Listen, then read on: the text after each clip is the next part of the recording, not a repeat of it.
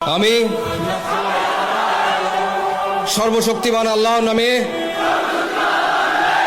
সশ্রদ্ধ চিত্তে শপথ করিতেছি যে আমি গণপ্রজাতন্ত্রী বাংলাদেশ ও বাংলাদেশের সংবিধান এবং রাষ্ট্রপতির প্রতি অকৃত্রিম বিশ্বস্ততা ও আনুগত্য পোষণ করিব। আমি আমার অপরিহার্য কর্তব্য মনে করিয়া আমার উপর ন্যস্ত বাংলাদেশ সেনাবাহিনীর কর্তব্য